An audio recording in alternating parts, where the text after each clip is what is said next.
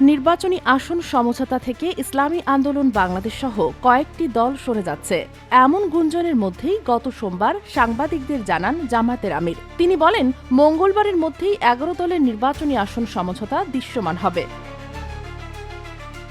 তবে মঙ্গলবার এ বিষয়ে কোনো সিদ্ধান্ত আসেনি। পরে বুধবার বিকেলে ১১ দলের পক্ষ থেকে সংবাদ সম্মেলনের ঘোষণা দেওয়া হলেও নির্ধারিত সময়ের মাত্র ২ ঘণ্টা আগে তা স্থগিত করা হয়। এসব ঘটনায় জোট শেষ পর্যন্ত টিকে থাকবে কিনা এ নিয়ে শুরু হয় নানা জল্পনা কল্পনা।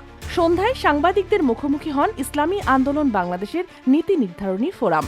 দলটির মুখপাত্র গাজী আতাউর রহমান জোট ভাঙনের গুঞ্জন নাকচ করে বলেন, প্রতিকূলতা সত্ত্বেও শেষ পর্যন্ত জোট টিকিয়ে রাখতে চেষ্টা করবে তার দল। তবে তিনি জামায়াতের আন্তরিকতা নিয়ে প্রশ্ন তোলেন। তিনি বলেন, সমঝোতার অর্থ হলো কেউ কারো উপর আধিপত্য করবে না, কেউ চাপ সৃষ্টি করবে না। যদি সেই পরিবেশ বজায় থাকত তাহলে আসন কম বেশি বড় সমস্যা হতো না। পারস্পরিক বোঝাপড়া ও সম্মান থাকলে আসন সমঝোতা বড় ফ্যাক্টর হয়ে দাঁড়ায় না। ঐক্যের যে ভিত্তি তৈরি হয়েছে তা রক্ষায় তারা সর্বোচ্চ চেষ্টা করবেন। এদিকে রাতে মগবাজারে জামায়াতের কেন্দ্রীয় কার্যালয়ে দলটির আমিরের সঙ্গে মার্কিন শিক্ষাবিদ ড গর্ডন ক্লিন গেনস্মিটের নেতৃত্বে বাংলাদেশের খ্রিস্টান সম্প্রদায়ের একটি উচ্চ পর্যায়ের প্রতিনিধি দল সৌজন্য সাক্ষাৎ করে।